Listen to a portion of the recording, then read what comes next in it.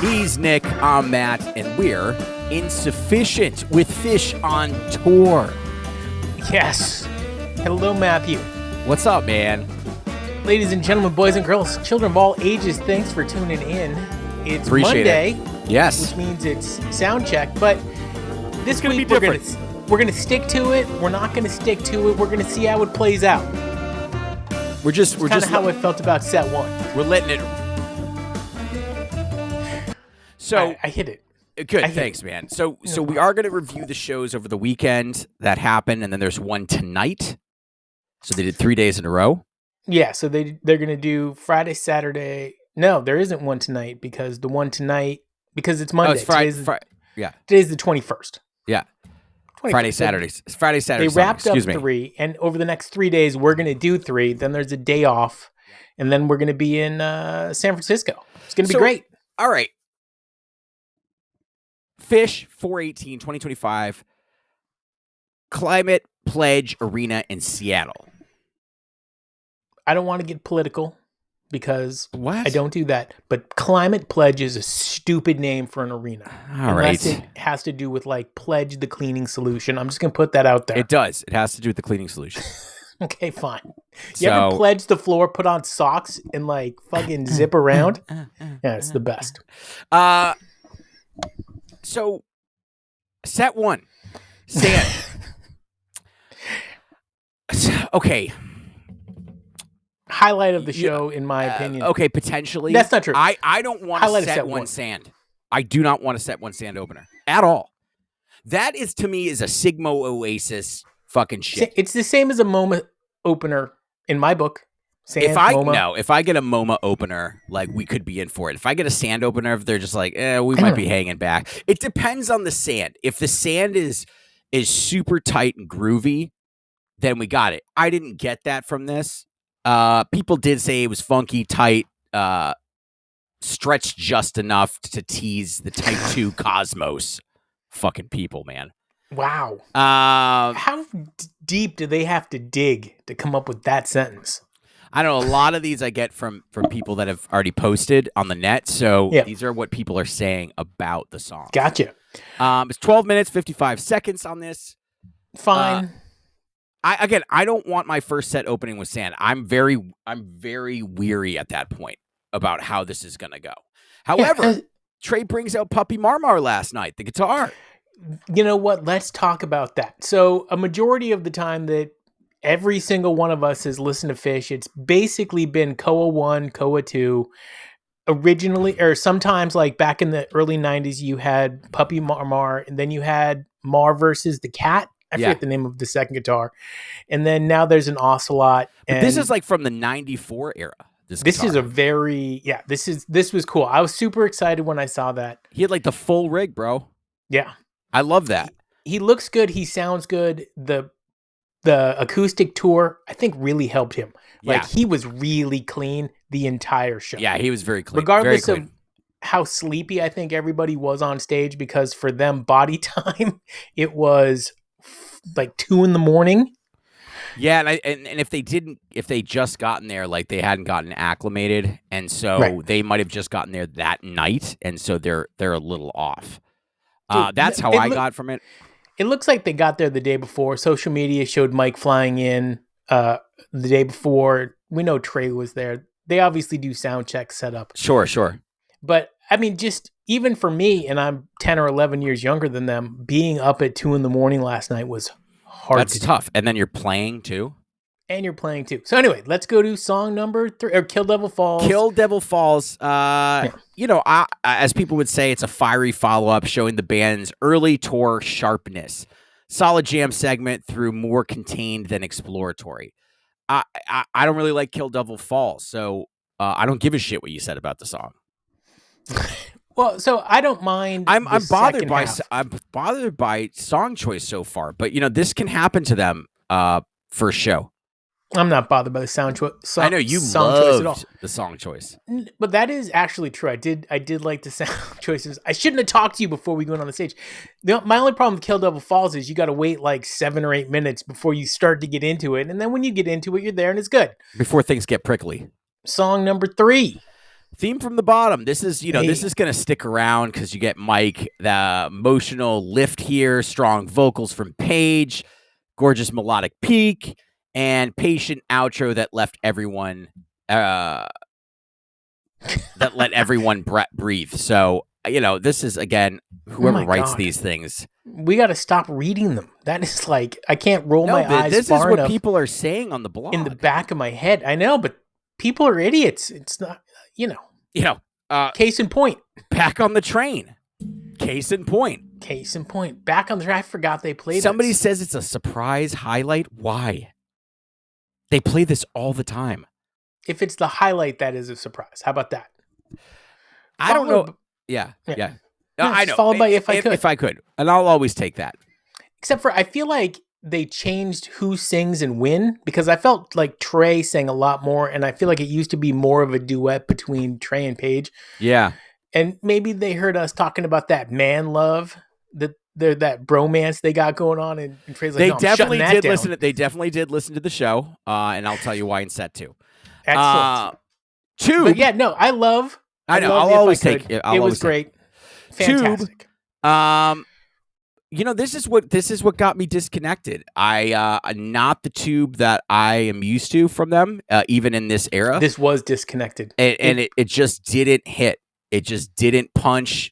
Fishman was trying to do sort of like some breathing in between his strokes. I get what he was trying to accomplish. I think that it just didn't land, and so the guys seem kind of disconnected with falling into that groove. That's my. This is when, to me, it felt like maybe everybody was a little sleepy because we're hitting about the 12 o'clock hour for them, and it's like, for them body wise, and I don't blame them. But yeah, it was fine. Followed up didn't go anywhere. With Mull. We like Mull. I don't like Mull. Wait, you don't like Mull? Not really. Do you like anything Mike does? Yeah, I do. Okay. But I specifically remember you saying you like Mull. No, I don't. I was happy when they started playing. I'm like, Mike or Matt's gonna be happy about Mock this. Song. You love Mock Song. I love Mock Song. Yeah, I like Mull. Ending with Wolfman's brother. No. Low energy Wolfman. No, it didn't. Low energy Wolfman. It didn't slap. Very sleepy. Very sleepy. Nice 30-minute break here because they had to take a nap. Get some oxygen. Yeah. Somebody brewed some tea. You got to wait for that tea to cool once you brew it, man. So this is where I think they listen to the show. Blaze On. We just talked about this with our buddy Giobi. Obi-Wan Giobi, and they fucking opened set 2 after we said that it was like whatever. No, I feel like if they do listen to the show, they find songs to just stick it to you with. It's so funny coming up. As you listen to, you can hear some people in the background being like, I forget what some guy had said. He's like, "Oh, this is they were like beneath the sea of stars, man." All of a sudden, they put on Blaze On, and nobody claps, nobody cheers. It's fucking dead silent. I like Blaze On. I'll take Blaze On. I do. I like you got. What I don't like about it is the one line about cars are fucking people with living yolks. All yolks are living. There's nothing profound about that, and that comes from the movie Trey did that you watched the other day. Right. I forget the name of it. But it's not a profound line. Tom does great lyrics, but every egg is a living yolk. Just FYI. Well, I mean, now you're getting into some potential political shit here, so take it easy. There's chickens in them. There are not. You have to fucking put the sperm in there for there to be a fucking chicken. Okay, but prior to humans farming and agriculture, every time there was an egg, inside of it was something alive. Untrue. You had to have a rooster to give the sperm.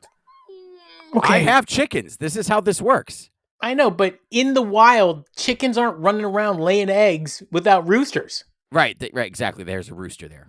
Okay, so 100,000 years of agriculture, maybe it's not a living yolk. Okay. Pre that 60 billion years was all living yolks. Well, actually, 60 billion years, those chickens were fucking dinosaurs.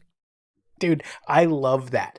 I It's love true. that dinosaurs turned into chickens. They did. If you look at their feet, that's a dinosaur. No, I know. You don't have to convince me. Golden Age. I like Golden Age. Why? Really? Yeah. That was a Stick It To Me song. I like Golden Age. If Nick's here, let's stick it to him with Golden Age. I think it was a huge highlight, full of band patience and flow, bro. Doing the bull dance. Feeling the flow. Feeling the flow. What's going through your mind? I'll always take it. Lot Boy Yorgi was like, I need less what's going through your mind. Yeah, I mean, Lot Boy Yorgi is shh. Yeah, shush. That is their best song right now. It's their best song right now. It didn't disappoint. And I think they may have screwed up a little bit because when they immediately went into I Always Wanted It That Way, the old Page number. Yeah. It sounded like Page was getting ready to go real EDM. I know. And maybe they just didn't segue properly into it because you could have had a New Year's thing going on. So if that's what this turns into, which is what's going through my mind as is into a Page fucking dance party, I am here for that. And oh my God, I hope they play that every night of the tour. I always wanted it this way. Love, Page led the electro chaos in this, man. Blistering synth work. Page led the rest of the show. Yeah. Do you hear that fucking... Never mind, go on. And then ending set 2 with Ghost. By the way, we did say, are we going to get a 5-song set 2? And then, bam, you got a 5-song set 2. So who do you think was listening? I got to say it's probably somebody in the Trey camp. Yeah. I don't think it's Trey, but I think somebody's like, hey, Trey. They're like, these 2 idiots said you can't do 5 songs for a second. So he's like, oh yeah, watch this. Watch this. And not only that, but I'm going to put in I'm going to put in Blaze On because they don't know what it's about. And then encore, we got Bug, which is, your fucking classic. Dude. For Nish. Classic Nickelbag. Let me tell you, set 2 Bug, greater than encore Bug, still taking the encore Bug. And people are leaving, by the way. People are leaving now. I'm holding my breath that they'll sing it the old way where, but it doesn't matter. Right. Didn't happen. Nope. And then Possum. Sleepy. High Octane. Way, you thought it was sleepy? It was definitely sleepy for the first 3 quarters. Last 25%. Overall show thoughts, man. This does not get a 4.3 rating out of 50 fans. Who gave it a 4.3? From over 50 fans, it says. Oh. Highlights back on the train, Golden Age, what's going through your mind, and Ghost. I don't know. People said no warm-up needed. This felt like mid-tour heat out of the gate. Tight transitions, brave song placement, and second set with real momentum. Who's writing this? Well, so I don't disagree that they were playing well. It was just I felt like everything was a little lower and slower than the energy I was hoping for. But maybe that's just because I drank like fucking 6 espressos to stay up that late. 6 espressos? 6 espressos. Dude, have you seen that fucking clip where like my earphone falls out and you're expecting to hear rap and then it's who is it? Selena? No. Who's the girl that's everywhere? Sabrina Carpenter. It's Sabrina Carpenter. I like Sabrina Carpenter. Yeah. Me too. She slaps. No skibbity. That, by the way, slaps is an X term. Is a what? Like my daughter's generation. Oh. That's a Z. Oh, yeah, Gen Z. That's right. Yeah. I'm Gen X, I mean, shit slapped, but like not like that. Let's go back to our Soundcheck Monday. So today's Monday. Okay. We are going to pepper in shows as they come in. We're going to get all 8 of them. Don't worry. I don't expect the rest of the shows to be as sleepy. As a matter of fact, I think the longer they're out there, the more energy and the higher octane you're going to get. They love playing California. They love playing Oregon. Oregon? And they played Oregon. What do you call it? Oregon. Okay. I mean, I got family in Oregon. They don't say Oregon, do they?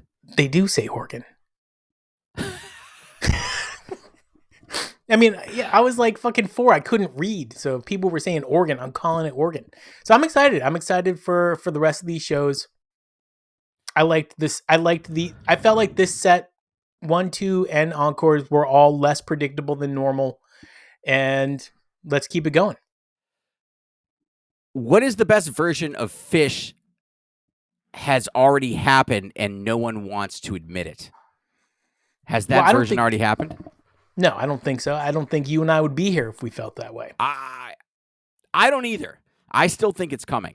I thought we got some really good glimpse of it in 2024. Yes. So I would say no. That's the hot take of the day. Yeah. No, I think there's what if the always best a chance version of Phish has already happened and no one wants to admit it? There's probably songs where the best version has already been played, but as an entire unit, I don't think that Phish has peaked and they're on their way down. No. I think they still got it. I think they're still climbing. I think that what's going through your mind is an excellent example. I think a lot of people are going to disagree with us, and I don't care. But yeah, I still think there's a lot more juice in that can. Dude, then stop going to the show so that you and I can get more tickets at more reasonable prices. Yeah, if you think that they're done, stop going to the shows because no one wants to pay $856 for side view Trey. It depends on what he's wearing. $856. If Trey has a cod piece the fact that we're sitting behind the stage, I'm gonna move those tickets. I don't trust Tom. I love Tom. I think sit behind the stage. It's fun. No, I'm gonna move us. We're gonna be page side. Yeah, dude. Because I'm telling you right now, if we get there, you're gonna be like, this sucks. Well, yeah, because you don't get lights back there. It's really interesting. Number one, we're first level, so you don't get lights, and then you get all their gear. Yeah, I just wanted to yell "Fishman" to Fishman as you walk down the stairs. Be like, Fishman! But dude, we could get the side first or second row, and you'll see them coming up, and then you can whip your pee-pee out and show them. Well, again, you ever seen anything like this? They've all seen me naked. Just FYI. Have you ever seen anything like this? And then, yeah, wouldn't that be great? We're on page side, and you just whip it out, and he's just like. Do you think I think that's what happens. Because Trey says that he watches the band the crowd the entire night because he wants to see people having a good time. What kind of weird shit does he see up there? That's what I want to ask him. Shit. Yeah, I don't want to know, like, hey man, like, do you really feel the vibe from everybody on? Like, okay, yeah, he does. Everybody knows that because we're feeling their vibe. But what is the weirdest shit you have seen while you were on stage? I want those stories. Trey, tell us about a time you looked into the audience and you thought, what the fuck? And then you had to continue playing Wolfman's Brother because you couldn't stop, but you wanted to. And you wanted to say, hey, what the fuck is that? Just like when he was in Europe in 97. Are those things real? Nice. He says 9. They're in Germany. It doesn't matter. That's what you just assume. It makes so much more sense for him to be. And you said it's from the song. It's not from the song. Are those things real? That. Nice. You know what, Trey? If you ever come on, that's possibly a question you're going to ask. I want to ask each member that question because everybody's seen something different. Maybe that's why Paige spun his piano around because he kept seeing weird shit. Yeah, he's like, ooh. He's like having a good time, and then he sees like people butt fucking, and he's like, ah. Oh, right. Okay, so there goes the explicit warning. By the way, I don't know if anybody noticed this, but last week, Matt and I have like a division of labor, and part of my division is that I'm responsible for posting the long form content like the podcast and the long YouTube stuff. And I accidentally clicked the button that said, "This is for kids." And it took me about 8 hours, and then they sent a little email saying, "Hey, are you sure you meant this is for kids?" And I was like, "Oh yeah, no, it's not. Yeah, this is not for children." No. Okay, so this is Monday. Tomorrow, International Tuesday. We're going to talk about the second of the 2 Seattle shows. We'll be on the Vancouver side to make it international. Right. We're going to keep it real. Worldwide Wednesday will include Portland, which is going to be fun. Thursday, day off from Phish, so we're just going to do our normal This Day in Phishtory. I'm excited about that. We got a great show lined up. And then Friday is going to be big money because they're playing in Palo Alto, California, a.k.a. San Francisco. It's going to be a good show. Matt. I'm Nick. This is Insuphishient.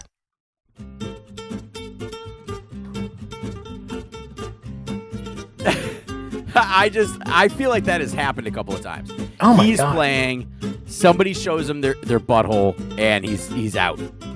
I don't think Fishman can see the audience. Yeah, I can. But I think it's also very tough to see a lot of people, number one, sitting down, and number two, with the lights in your face. Well, and he's also got, drums and cymbals and cymbop and beebophone. Right. So, Fishman, but how many people have seen Fishman's balls? That's the question. While playing? Yeah. They're hanging out. He's not wearing underwear. That makes me happy. I'm not wearing underwear. Ew, I bet you're not. Fucking I'm not. Gross thing.